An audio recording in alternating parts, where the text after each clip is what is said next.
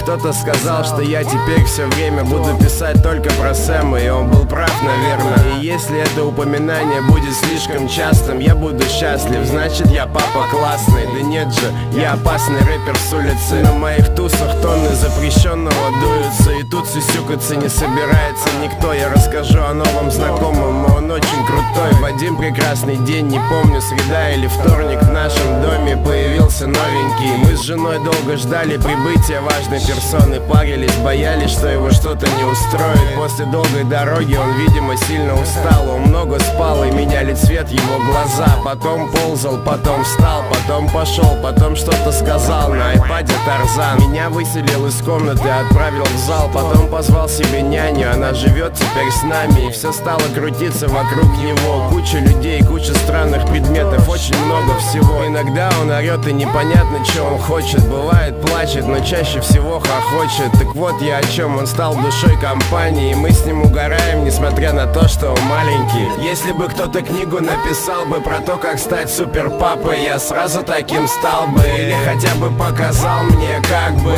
Но мы с Сэмом решим все сами, пойми. Если бы кто-то книгу написал бы про то, как стать супер папой, я сразу таким стал бы. Или хотя бы показал мне, как бы. Но мы с Сэмом решим все сами, пойми. Честно говоря, очень сложно писать об этом, обо всем. Я ведь никогда не представлял себя отцом. И если бы лет 5 назад кто-нибудь мне сказал, что у меня будет жена и ребенок, плюнул бы ему в лицо. Но в конце концов все так и срослось. Я радуюсь жизни рядом с этим сорванцом. И когда он поднимает меня с утра, я рад. И пофиг, что я не спал, за окном дождь или жара. По-моему, сейчас кому-то будет та-та-та, если этот кто-то будет продолжать вести себя так. Сейчас ты бабахнешься, и будет такое бобо. Будешь делать и пойдешь гулять на лос. Сделай маме оба-оба и иди ням-ням. Потом куп-куп на и отнеси это няне. Зачем бить мальчиков на улице? Ты ведь не хулиган, отдай маме помаду. Ты, по-моему, не ляля. Я в полном восторге от этого ребенка. И в отличие от многих, я никогда не менял пеленки. Я вспоминаю, как я рос без отца, и хочу, чтобы все от жизни брал этот пацан.